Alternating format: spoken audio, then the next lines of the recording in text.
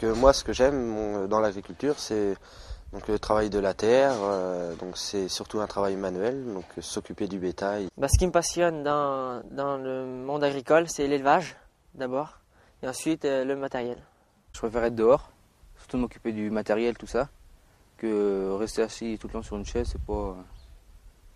Je préfère être à l'air libre. Ils sont capables d'exécuter une traite, ils sont capables de contenir des animaux, d'alimenter ces animaux, tout le travail quotidien d'une exploitation. Tu partages la quantité entre les trois veaux là. On fait 40 degrés à peu près, hein. Donc il faut que ce soit assez chaud à la main pour que quelques secondes après, il soit de la bonne température. On va pouvoir aller à la traite alors. On apprend à traire les vaches, mais en propreté. Il faut surtout bien essuyer les trayons, faire les premiers jets. Tu regardes bien par terre s'il y a des grumeaux ou pas. Et tu regardes toujours ta vache.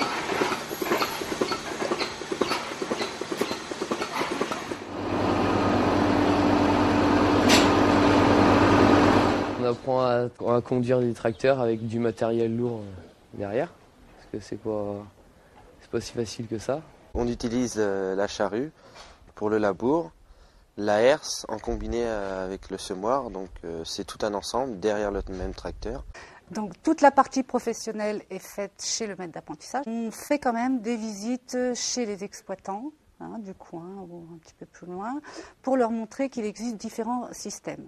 À part ça, au niveau du centre, ils ont de la phytotechnie, de la zootechnie et du machinisme. En zootechnie, 4 grosses parties, l'alimentation, la reproduction, la santé et le travail sur le lait. Phytotechnie, c'est principalement le sol et les plantes. Par exemple, on va semer notre blé. On va aller voir l'évolution de la semence en fait, pour voir le rendement, approximativement le rendement qu'on va avoir à la récolte. Donc on va faire des mesures dans 4 à 5 points différents de la parcelle.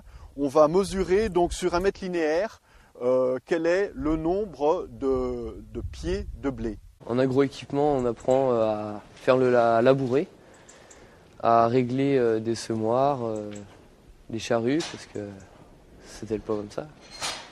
Un élève, plutôt un apprenti, en sortant de ses 2 ans de formation, est un exécutant. Donc il trouve principalement du travail comme vacher ou même comme porcher, mais il travaille toujours sous la responsabilité d'un patron. La majorité, 6 mois après leur sortie en CAPA, ont un travail.